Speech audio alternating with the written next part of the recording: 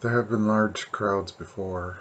History overflows with significant events marked by substantial gatherings. Whether a political rally, a rock festival, a desperate war, or a pope's visit, it's not unusual for thousands or even hundreds of thousands of people to converge for what would likely become an event of historical significance. On a very few rare occasions, unprecedented crowds have gathered, and generally speaking, the larger the crowd, the more extreme the circumstances. It goes without saying. The crowd that gathered outside the small town of Emmetsville was the largest mass of human beings ever recorded at any one place at any one time. Despite the importance of the occasion and the short notice, no one could foresee how quickly more than 1 million people could arrive from all over the world. Planes landed in farm fields, jets on county roads, cars, trucks, campers, bikes, and horses were everywhere. People walked, sometimes for hundreds of miles, and boated by the thousands. There were even those who died trying. The government did its best to set up facilities to accommodate the essential needs: food, toilets, medical stations. Communications centers scattered about the area allowed for marginal access to the rest of the world when things worked. Waiting lines for everything were endless. There were no places designated for sleeping. Police were few and far between and stretched to the limits of their capabilities and effectiveness. There were soldiers helping to keep the peace, but the keeping of order was almost impossible, and it was mainly the cooperation of attendee bystanders that enforced whatever peace could be preserved. Tensions were high, though. People from every corner of the world arrived with their individual cultures in tow. Every language was spoken and every race was represented by considerable numbers, and with apprehension, mistrust, and outright animosity toward others that might be expected with such a massive and diverse crowd. Skirmishes broke out here and there and threatened to escalate into factional battles. Individual personal squabbles turned into stabbings and beatings. Kids were misplaced, and frantic moms screamed for help to onlookers who didn't speak the language.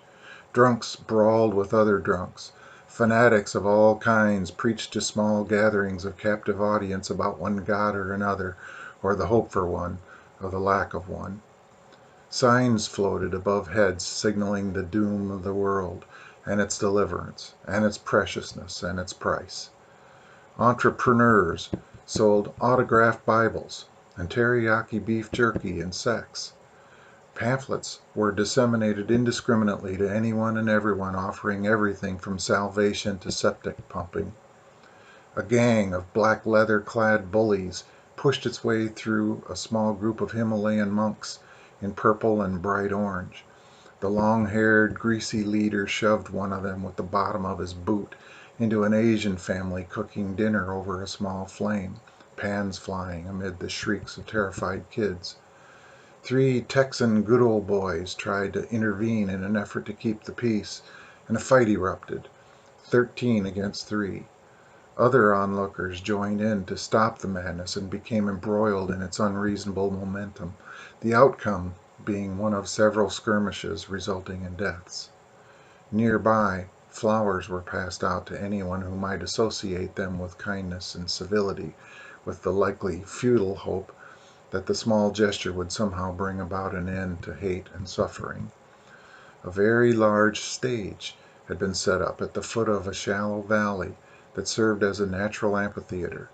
It had giant video screens on either side of it with a sound system rivaling the largest outdoor rock concert. Additional screens were placed at a distance from the stage to allow a view for those who were not close to see the proceedings. A few glass shields were placed along the rounded frontmost edge of the stage, and security people stood ready for trouble on every side and above on the lighting trusses. Occasionally, plea announcements were made in an effort to keep the peace, and updates advised the crowd that the wait would not be long. Impatient shouts grew foul, and the push of thousands was crushing for those near the stage.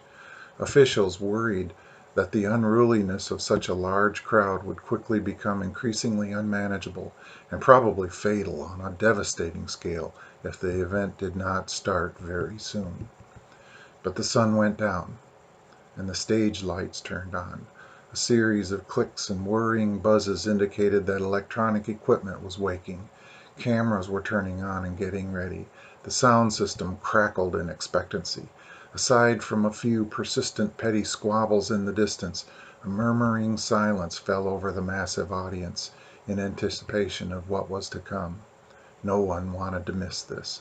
No one. The dark curtains on the left side of the stage parted slightly, and a man stepped out and made his way over to the two microphone stands that had been placed in front and center of the stage, one adjusted to normal adult height and the other somewhat lower. He held up both hands as if in surrender and patted them forward to hush the crowd. Then he spoke. "I want to thank you all for coming. And before we get started, I would like to ask everyone to remember why you came. You came to listen and learn. So did the people next to you. It is very important that we all try and respect everyone else. If you make noise or cause a disturbance, neither you nor your neighbors will hear anything, and your trip will have been a waste of time. Is there anyone here who does not want to hear what is said?" He paused with one hand in the air. No one answered, and no one raised a hand.